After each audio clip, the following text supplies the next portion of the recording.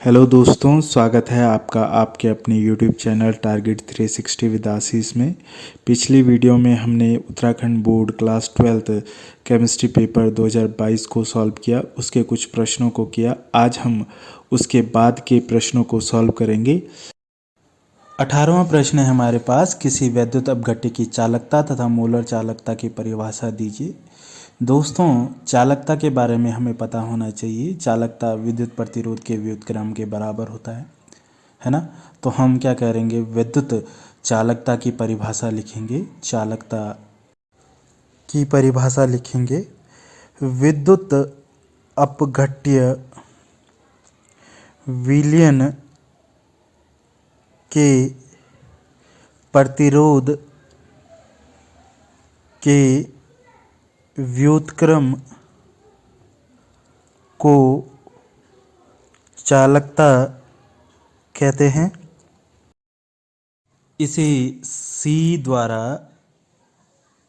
प्रदर्शित किया जाता है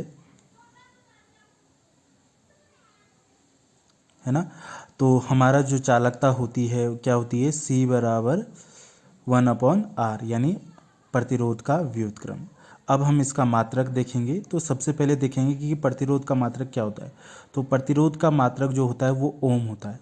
यदि हम इस फॉर्मूले में ओम को ऊपर लेके जाएंगे, आर की जगह रख के, तो ये हो जाएगा ओम इनवर्स, है ना। या हम अंग्रेजी में लिख सकते हैं OHM इनवर्स, ठीक है। दोस्तों, चालकता का दूसरा मात्रक होता है मोह। मोह क्यों होता है कि जो ओम है उसका इन्वर्स को अगर हम उल्टा करके लिखें, यानी MHO, तो मोह, है ना। और तीसरा मात्रक होता है दोस्तों इसका सीमेंस। चालकता का जो तीसरा मात्रक होता है वो सीमेंस होता है। तो दोस्तों, ये होगी हमारी चालकता की परिभाषा। इसमें हमने इसके 3 मात्रक देखे, ओम इनवर्स, मोहु और सीमेंस। मोलर चालकता क्या होती है उसको देखेंगे। मोलर चालकता की परिभाषा लिख लेते हैं। तो मोलर चालकता किसी विलयन में विद्युत अपघट्य पदार्थ के 1 मोल में उपस्थित अणुओं द्वारा उत्पन्न चालकता को मोलर चालकता कहते हैं। ठीक है, ये डेफिनेशन क्या हो जाएगी, मोलर चालकता। ठीक है, किसी विलयन के में विद्युत अपघट्य पदार्थ के 1 मोल में उपस्थित अणुओं द्वारा उत्पन्न चालकता को मोलर चालकता कहते हैं। इसे इसे लैम्डा एम द्वारा प्रदर्शित किया जाता है। ठीक, इसके लिए फॉर्मूला लिख लेते हैं, lambda M power into 1000 upon M. ठीक है, और यहाँ पर हमें 2 चीजें समझ में नहीं आ रही होंगी। जहाँ पापा के जैसा होता है, इसे कहते हैं विशिष्ट चालक, और एम इसे कहते हैं विलयन की मोलर का।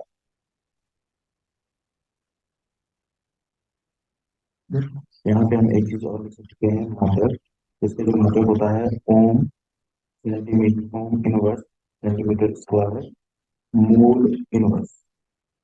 तो ये हमारे पास मात्रक हो जाएगा किसका, मोल हटा होता है ना। ओम की जगह हम सीमेंस लिख सकते हैं और मोहो भी लिख सकते हैं। 19वां प्रश्न हमारे पास, तो संक्रमण धातुओं के अभिलक्षण क्या है ना। तो हम यहाँ पे क्या लिखेंगे,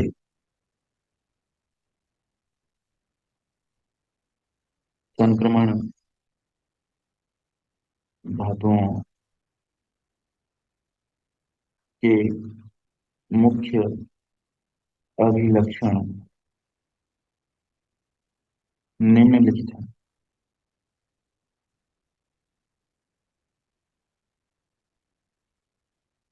पहला, इनके डी ऑर्बिटल, इनके डी ऑर्बिटल में अयुग्मित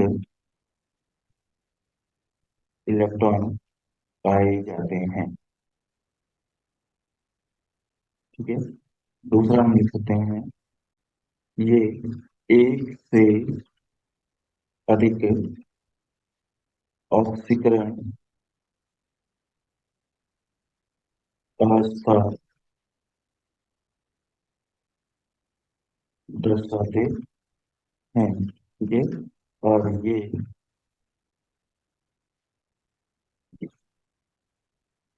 अधिकांश, ये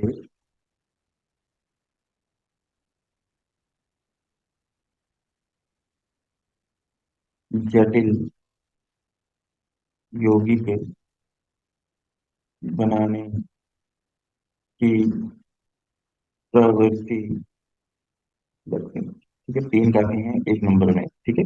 इनके डी ऑर्बिटल में अयुग्मित इलेक्ट्रॉन पाए जाते हैं, ये एक से अधिक ऑक्सीकरण अवस्था दर्शाते हैं, ये जटिल यौगिक बनाने की प्रवृत्ति रखते हैं। ये हमारे का आंसर हो गया 19 के, है ना, कि संक्रमण धातुओं के इन लक्षण क्या है। ठीक है। इसके बाद ख में क्या कहा गया है, डी ब्लॉक के तत्वों में। अब यहाँ पे भी हमारे पास दो पार्ट है ना, इसको कैसे लिखना है, ख और पहला पार्ट क्या बोला गया, कौन से तत्व संक्रमण श्रेणी के तत्व नहीं कहा जा सकते हैं ना, कि नहीं कहे जा सकते। इसमें कौन कौन से हमारे पास, जिंक, कैडमियम और मरकरी। ठीक है। ये क्या नहीं कहा जाते हैं, संक्रमण श्रेणी के तत्व नहीं कहे जाते, क्योंकि इनके जो डी ऑर्बिटल होते हैं वो पूर्ण भरित होते हैं ना, क्या होते हैं, पूर्ण भरित होते हैं, मतलब डी10। ठीक है। ये ये याद रखना है। सेकंड, क्या कहा गया है कि संक्रमण धातु तथा उनके अधिकांश यौगिक अनुचुंबकीय क्यों हैं? तो हम यहाँ पे लिखेंगे, संक्रमण धातुएं तथा उनके अधिकांश यौगिक अनुचुंबकीय अनुचुंबकीय है,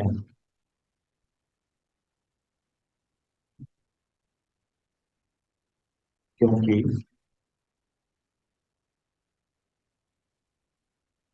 इनके बाह्यतम कोश में उपस्थित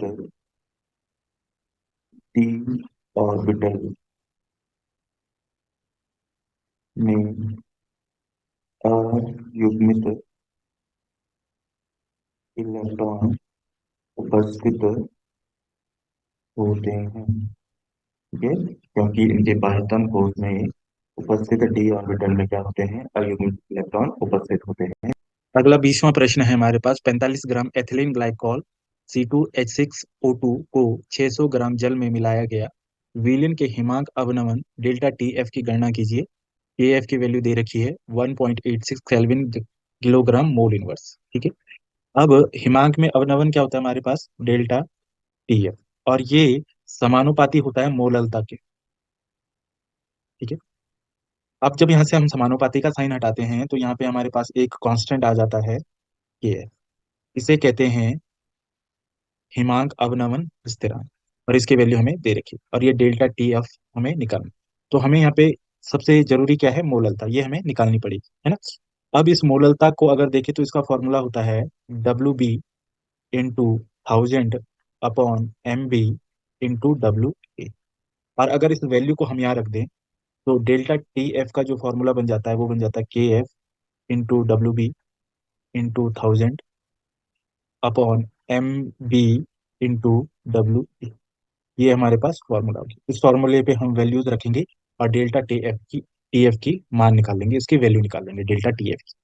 तो इसको उत्तर को लिखने या हल हम यहाँ पे लिख सकते हैं। सबसे पहले हम जो हमें वैल्यूज दी गई हैं उनको लिखेंगे। तो सबसे पहले हमें दिया गया है एथिलीन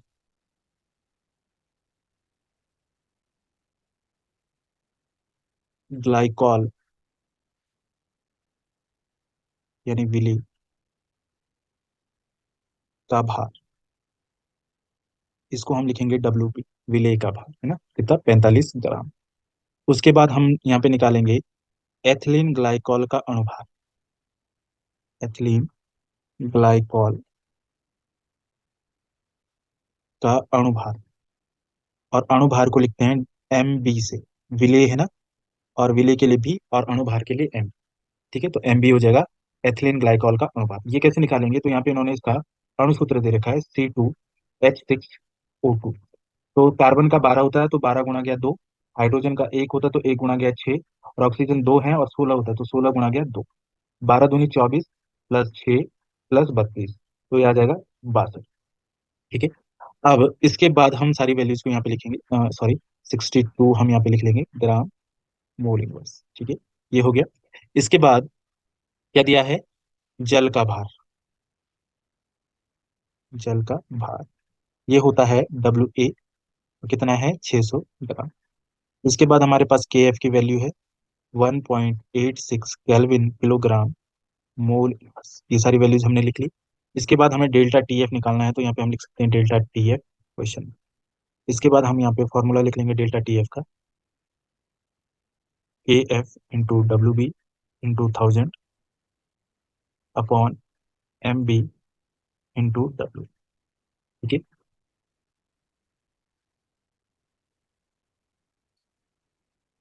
अब हम यहाँ पर सारी वैल्यूज को रखेंगे 1.86, 45 WB × 1000,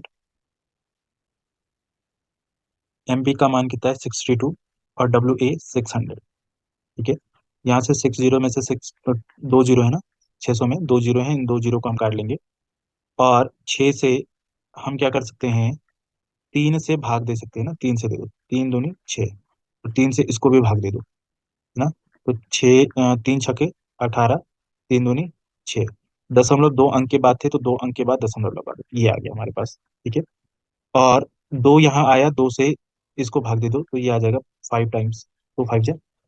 और ये देखो 62 से 62 को काट दो, है ना। तो 62 से हमने जब 62 को काटा तो यहाँ पे जो आएगा क्या आ जाएगा, 0.01। अब देखो मल्टीप्लाई करनी है किस किस की, 0.01 इंटू 45 × 5। तो बस क्या करना है, 45 और 5 की मल्टीप्लाई करनी है। 5 पंजे 25, 2 हासिल, 5 चौको 20 और 2 22। ठीक है, 5 पंजे 25, 2 हासिल। ठीक है, और 5 दूनी 10 और 2 22, कितना आ गया। यहाँ पे 1 से गुणा करेंगे तो वही आएगा हमारे पास। अब हमें क्या करना है, 1 से गुणा करेंगे तो 225 ही आएगा, लेकिन यहाँ पे दशमलव आ जाएगा तो कितना आ जाएगा हमारे पास यहाँ पर, 2.25, है ना। और ये आ जाएगा केल्विन। तो ये हमारा आंसर आ गया 2.25 केल्विन, है ना। हिमांक में अवनमन निकालना था, हिमांक में अवनमन। ठीक है, तो ये इतना हमारा क्या हो जाएगा, आंसर हो जाएगा। तो दोस्तों बड़ा ही सरल प्रश्न था, बस इसमें सबसे पहले क्या करना है, वैल्यूज को लिख लेना है, जो वैल्यूज दी गई है, और क्या निकालना है वो भी हमें पता होना चाहिए। और उसके बाद क्या करना है कि कौन से फॉर्मूले से हमें निकालना है ये भी हमें पता होना चाहिए, है ना। तो ये हमारे पास फॉर्मूला था डेल्टा TF निकालने का। उसके बाद सारी वैल्यूज रखनी है, और उसके बाद सिंपल मल्टीप्लीकेशन डिवाइड करना है ना, गुणा भाग करनी है और घटाना है जो भी है, तो उसके सहायता से हमारे पास आंसर आ जाएगा, है ना। ठीक है, अगला जो प्रश्न है दोस्तों हमारे पास, निम्नलिखित अभिक्रिया का साम्य स्थिरांक परिकलित कीजिए। तो हमारे पास ये अभिक्रिया दे रखी है, और इसके लिए हमें क्या निकालना है, साम्य स्थिरांक निकालना है। तो सबसे पहले जब हम इसको हल करेंगे तो हमें पता होना चाहिए कि कभी भी जो साम्य अवस्था होती है ना, उसके लिए जो के होता है वो होता है साम्य स्थिरांक, है ना। और इसको कैसे निकालते हैं वो भी हमें क्या होना चाहिए, पता होना चाहिए।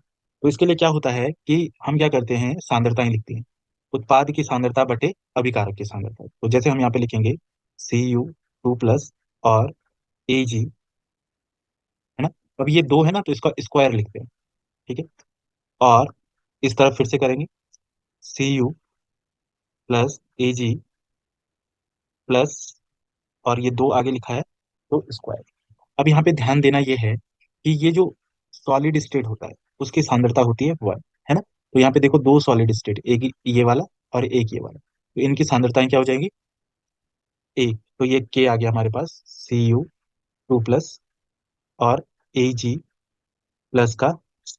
ठीक है, दूसरा साम्यावस्था पर अगर हम ई सेल निकालेंगे तो होता है 0। तो ये 2 पॉइंट हमें क्या लिखना है, साम्यावस्था पर। के की वैल्यू पता चल गई और ई सेल का मान हमें पता चल गया। इसके बाद हमें क्या करना है दोस्तों, नॉस्ट समीकरण लिखेंगे।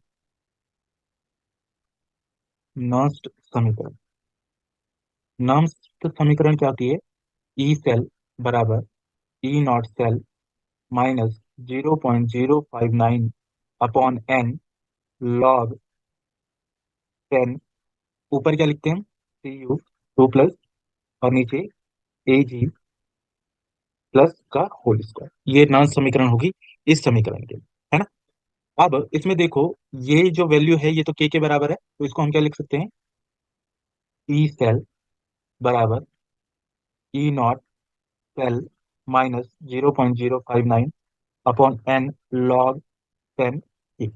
अब यहाँ पे देखना एन की वैल्यू कितनी है, एन होता है स्थानांतरित इलेक्ट्रॉनों की संख्या, कितने इलेक्ट्रॉन ट्रांसफर हो रहे हैं। तो यहाँ पे तुम देखोगे कि ये जो कॉपर है ये Cu2 प्लस में चेंज हो गया ना, Cu किस में चेंज हो गया, 2 प्लस में। इसका मतलब इसने दो इलेक्ट्रॉन क्या करेंगे, करे होंगे, त्यागे होंगे। तो दो इलेक्ट्रॉन त्यागे होंगे, तभी तो इस पे चार्ज कितना है, 2 प्लस। तो इसका मतलब कितने इलेक्ट्रॉन ट्रांसफर हो रहे हैं, 2। तो हम यहाँ पे क्या लिख सकते हैं, E cell E not cell minus 0.059 upon 2 log 10 के।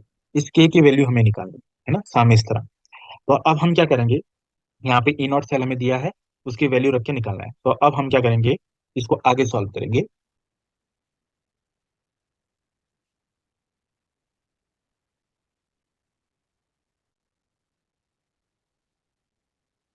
ठीक है, सामने अवस्था पर ई सेल जीरो हो जाएगा। ई सेल की जगह क्या लिख लेंगे, जीरो बराबर E not cell minus 0.059 upon 2 log 10 के। इस माइनस वाले को इधर लेके आएंगे तो 0.0592 लॉग 10 के बराबर ई नॉट सेल, और इसकी वैल्यू कितनी दे रखी है, 0.6, है ना। तो इस दो को इधर लेके आएंगे और 0.5 नीचे आ जाएगा, तो ये हो गया लॉग 10 के। तो ये 0.46 अपॉन 0.059 इंटू 2। ठीक है, ये दो ऊपर चले जाएगा गुणा में, और ये नीचे। अब इनको जब हम मल्टीप्लाई करेंगे और डिवाइड करेंगे तो ये वैल्यू कितनी आएगी, ये देखेंगे आप लोग। तो दो से मल्टीप्लाई कर लो 0.46 के साथ, तो ये आ जाएगा 0.92, और ये नीचे है 0.059। ठीक है, और ये लॉग 10 के। अब इसको हमें डिवाइड करना है कितने से, 0.92 को डिवाइड करना है 0.059 से। तो ये जो वैल्यू आ रही है इसको नोट करेंगे 15.59। ठीक है, 15.59। अब देखो इसको आगे कैसे सॉल्व करेंगे।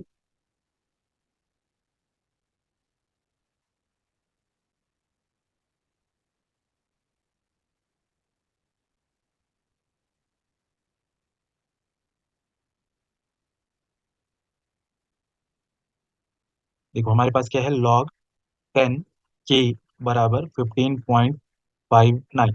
अब देखो ये के को यहीं रखेंगे, लॉग को उधर लेके जाएंगे तो इसे कहते हैं एंटी लॉग। जब लॉग को लेके जाएंगे तो ये जाएगा एंटी लॉग किसका, 15.59 का। अब एंटी लॉग निकालने के लिए क्या करते हैं कि जो डेसिमल से पहले नंबर होता है ना, वो 10 की पावर में चला जाता है, तो ये आ गया 10 की पावर 15 में। अब हमें देखना है कि किसका लॉग 0.59 होता है, इसका लॉग 0.59 होता है, तो उसी का उल्टा हो जाएगा उसका एंटी लॉग, है ना। तो जैसे हमें पता है लॉग की वैल्यू 1 की वैल्यू 0 होती है ना। लॉग 2 की वैल्यू देखनी पड़ेगी, लॉग 3 की वैल्यू देखनी पड़ेगी, लॉग 4 की वैल्यू देखनी पड़ेगी, है ना। तो एंटी लॉग निकालने का एक मेथड भी होता है, लेकिन क्या हमें मेथड तो पता नहीं होता ना, तो इसके लिए हम क्या करते हैं, कुछ लॉग वैल्यूज हमें पता होती है ना। तो जैसे लॉग की 1 की तो हमें क्या बता दी मैंने, 0। फिर उसके बाद लॉग 2 की वैल्यू होती है 0.3010। लॉग 3 की वैल्यू होती है हमारे पास, कितना आ गया, ये होता है 0.4771, है ना। और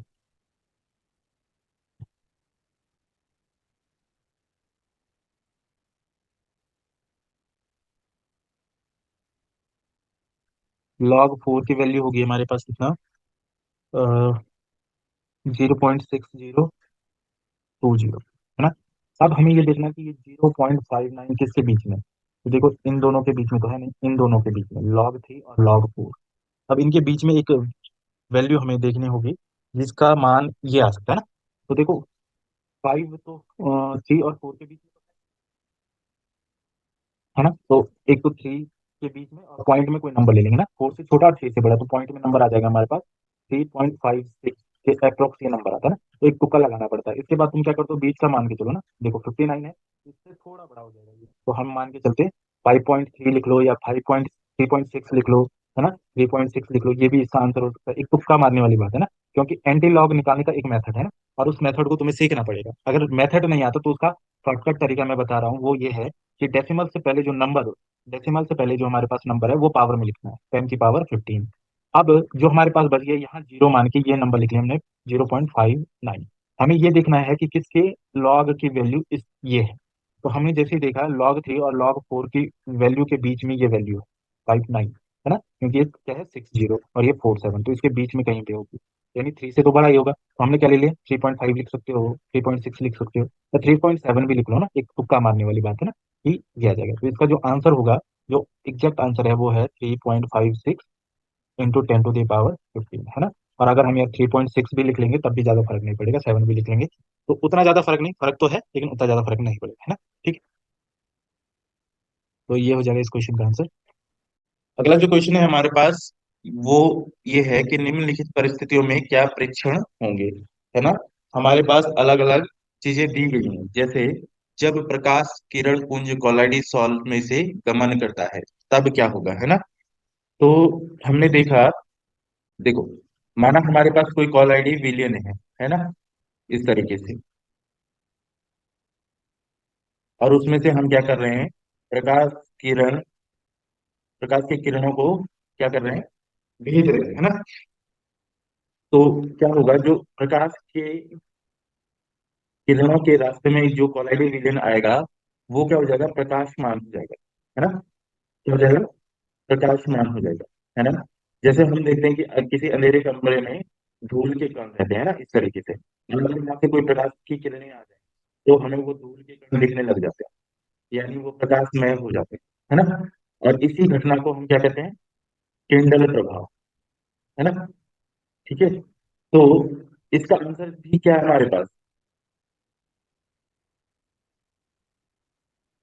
कैसे लिखेंगे हम, है ना।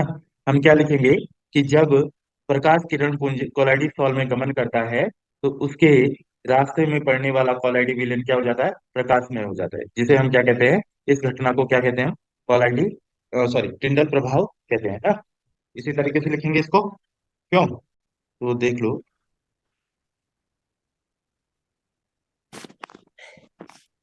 जब प्रकाश किरण पुंज कोलाइडी सॉल से या में से, है ना, गमन करता है तो प्रकाश के क्षेत्र में या प्रकाश से, एक मिनट इसको काट देते हैं ना,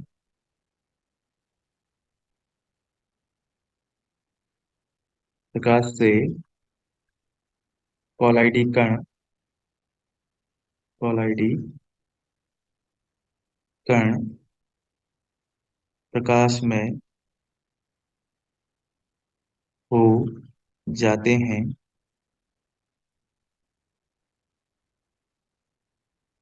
इस घटना को टिंडल प्रभाव कहते हैं। ठीक है, बस इतना लिखना है कि जब प्रकाश किरण पुंज कोलाइडी स्थल में से गमन करता है तो प्रकाश से कोलाइडी कण प्रकाशमय हो जाते हैं, इस घटना को क्या कहते हैं, टिंडल प्रभाव कहते हैं। ठीक है, देखो दूसरा वाला क्या है, हमें फेरिक ऑक्साइड सॉल्ट बोला गया है ना, कि हमारे पास क्या है, एक कोलाइडी विलियन दिया गया है, फेरिक ऑक्साइड सॉल्व। ठीक है। और इसमें वो क्या मिला रहा है, NaCl। और NaCl क्या है, वैद्युत अपघट्य। ठीक है। अब देखो एक बात ध्यान रखनी है, जब भी किसी कोलाइडी विलयन में क्या मिलाया जाए, वैद्युत अपघट्य मिलाया जाए, तो वो क्या होता है, जो हमारे पास कोलाइडी विलयन होता है, वो इस तरीके से यहाँ पे अवक्षेप के रूप में इकट्ठा हो जाता है, एकत्रित हो जाता है। और इसे कहते हैं स्कंदन होना, है ना। कोलाइडी विलयन का क्या होना, स्कंदन होना। तो इसका आंसर हम कैसे लिखेंगे, ठीक है। हम लिखेंगे जब जल योजित फेरिक ऑक्साइड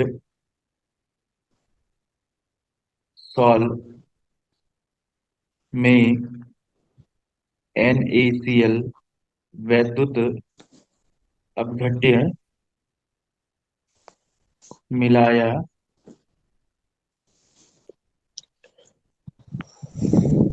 जाता है, तो तो कोलाइडी कोलाइडी विलयन का स्कंदन हो जाता है।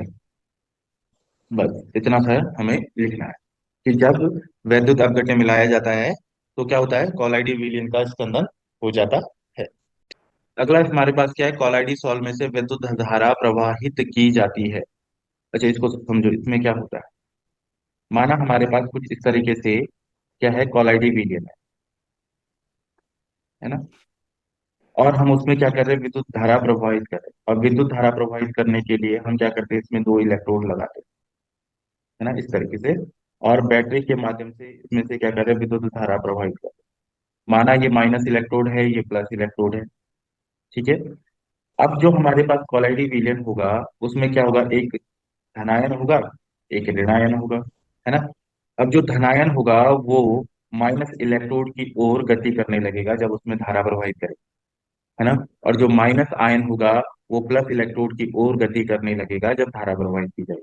ठीक है। तो हम इसमें क्या लिखेंगे कि कोलाइडी सॉल्व में वैद्युत धारा प्रवाहित करने पर कोलाइडी विलयन में उपस्थित धन आयन ऋण आवेशित इलेक्ट्रोड की ओर और ऋण आयन धन आवेशित इलेक्ट्रोड की ओर गति करने लगता है ना। और इस घटना को कहते हैं विद्युत कण संचलन। ठीक है।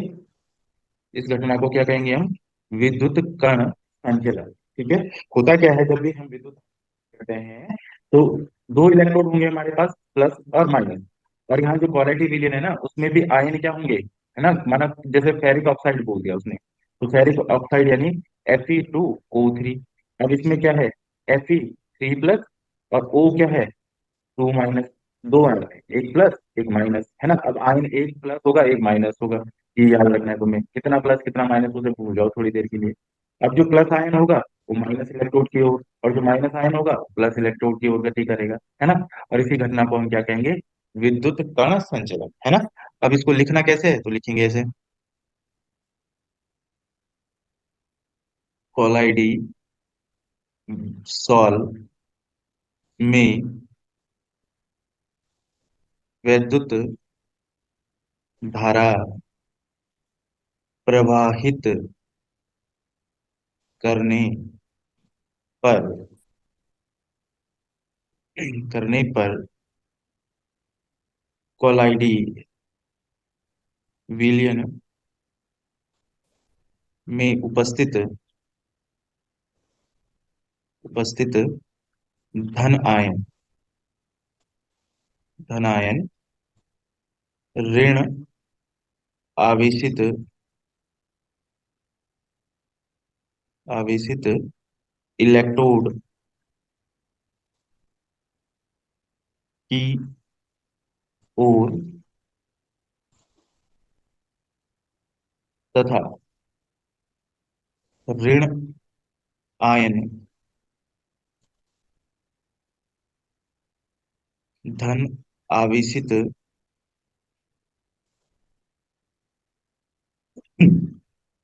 धन आवेशित इलेक्ट्रोड की ओर गति करने लगते हैं, इस घटना को विद्युत कण संचलन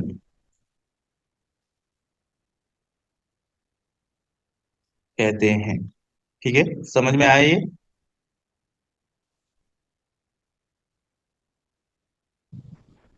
जी सर। है ना?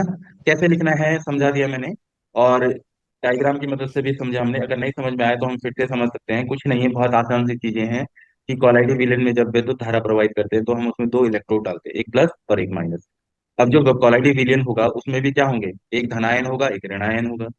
तो विद्युत धारा प्रवाहित करने पर क्या होगा कि जो ऋणायन होगा वो धन आवेशित इलेक्ट्रोड की ओर गति करेगा, और जो धनायन होगा वो ऋण आवेशित इलेक्ट्रोड की ओर गति करेगा। मतलब विपरीत आवेश की ओर आयन क्या करेंगे, गति करेंगे। और इस घटना को हम क्या कहते हैं, विद्युत कण संचलन, है ना? अगला जो प्रश्न है हमारे पास 23, उसका क है, वर्ग 15 के संगत आवर्तों के तत्वों की तुलना में वर्ग 16 के तत्वों की प्रथम आयनन एंथैल्पी का मान सामान्यतः कम होता है, क्यों? तो अगर हम इस प्रश्न को देखें तो इसमें हमें सबसे पहले वर्ग 15 और वर्ग 16 के इलेक्ट्रॉनिक विन्यास लिखनी चाहिए, है ना, जो इनके सामान्य इलेक्ट्रॉनिक विन्यास है। इसमें हम अगर देखें तो हम क्या कर सकते हैं कि जो इनके पहले पहले तत्व है, जैसे वर्ग 15 में हमारे पास नाइट्रोजन है, और वर्ग 16 में हमारे पास ऑक्सीजन है ना। सबके तो याद नहीं हो सकते, तो क्या कर सकते हैं, एक एक तत्व के लिख लो। नाइट्रोजन का जो परमाणु क्रमांक है वो होता है हमारे पास 7, और ऑक्सीजन का होता है 8, है ना। तो इसका अगर हम लिखें तो 1s2, 2s2, 2p, है ना, 2 2 4 और 3 7। और यहाँ पे देखें तो इसका कितना, 1s2, 2s2, 2p, है ना। वर्ग 15 में अगर हम देखें तो अधिकतम जो सारे के सारे तत्व हैं हमारे पास, उनका जो अंतिम इलेक्ट्रॉन है उसके कारण जो p ऑर्बिटल होता है वो अर्धपूर्ण की स्थिति में आता है ना। अरे,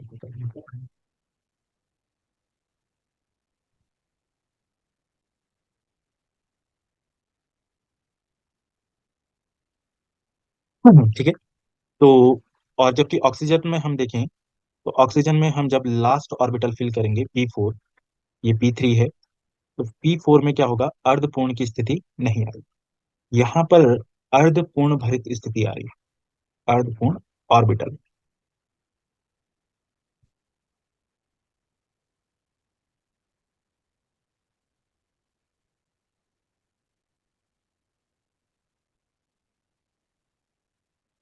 P3 पे अर्धपूर्ण ऑर्बिटल की स्थिति दे रहा है।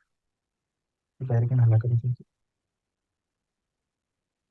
इसलिए पैर फोर्स है। ये क्या है, ये बरोबर बरोबर देखा एक यूट्यूब चैनल में ये डाल छह बजे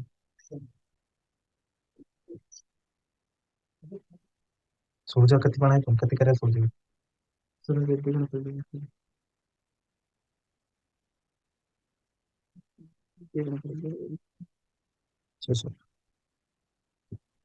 P3 अर्धपूर्ण ऑर्बिटल की स्थिति है, जो कि एक स्थायी इलेक्ट्रॉनिक विन्यास है, और यहाँ से इलेक्ट्रॉन निकालने के लिए अधिक ऊर्जा की आवश्यकता होती है।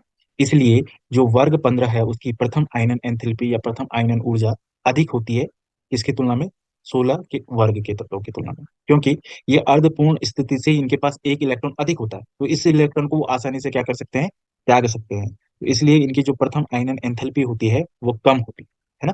तो इसमें हम क्या कर सकते हैं, इस तरीके से आंसर को हमें लिखना है। तो कैसे लिखेंगे, क्योंकि वर्ग 15 के तत्वों का इलेक्ट्रॉनिक विन्यास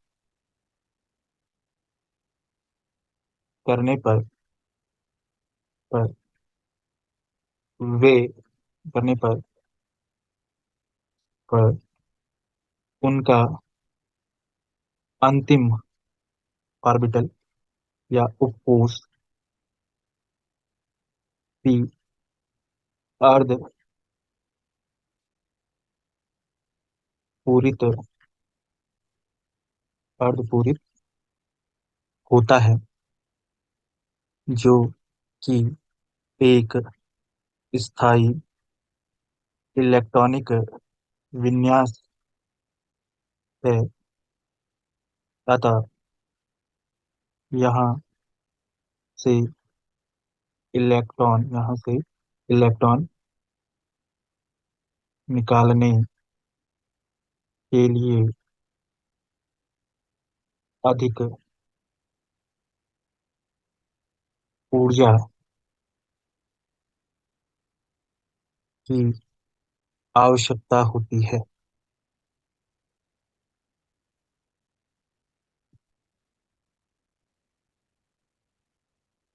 अब इसी के नीचे हमें 16 के लिए लिखना है, तो आगे लिखेंगे इसके विपरीत वर्ग 16 में अर्ध पूरित इलेक्ट्रॉनिक विन्यास नहीं होता है।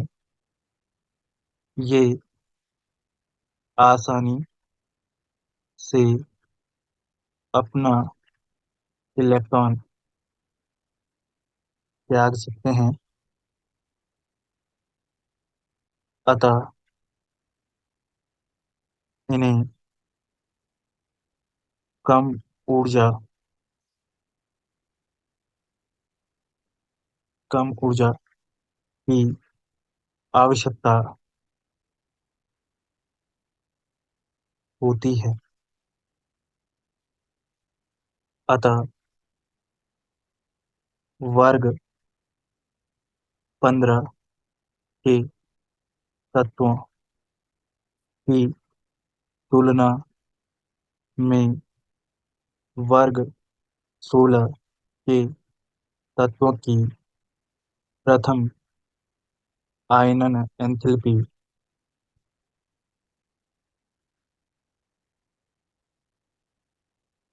कम होती है। ठीक है। बेहद ही आसान प्रश्न है ये। इसमें सिर्फ हमें ये पता होना चाहिए कि जो 15 वर्ग है उसके पास P3 होता है, और जो 16 वर्ग होता है उसके पास P4 होता है। जो P3 होता है वो अर्धपूर्ण ऑर्बिटल होता है या अर्धपूरित स्थिति होती है, जिसमें स्थायी इलेक्ट्रॉनिक विन्यास प्राप्त होता है, जहां से इलेक्ट्रॉन को निकालने के लिए अधिक ऊर्जा की आवश्यकता होगी। और अधिक ऊर्जा की आवश्यकता होगी तो आयनन एंथैल्पी भी क्या होगी, अधिक होगी, है ना। 23 का जो अगला प्रश्न था उसमें कहा गया है कि H2O एक द्रव है जबकि H2S गैस है ना। H2S गैस है, कारण क्या है? तो कारण यही है कि जो H2O है उसमें अंतरा अणु हाइड्रोजन आबंध पाया जाता है और H2S में नहीं पाया जाता। तो हम यहाँ पे लिखेंगे H2O में अंतरा अणुक हाइड्रोजन आबंध पाया जाता है,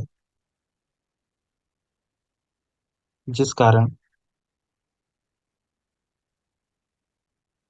H2O एक द्रव है, जबकि H2S में हाइड्रोजन आबंध नहीं पाया जाता है। अतः यह एक गैस। ठीक है, कहानी खत्म, है ना। सिंपल सा आंसर है अंतरा अणुक हाइड्रोजन आबंध, है ना, H2O में। ये ध्यान रखना है कि कहाँ कहाँ पाया जाएगा। जब हाइड्रोजन के साथ दो लोग हों, एक नाइट्रोजन और एक ऑक्सीजन, है ना, तब मैक्सिमम वहां पर क्या पाया जाता है, हाइड्रोजन बॉन्ड।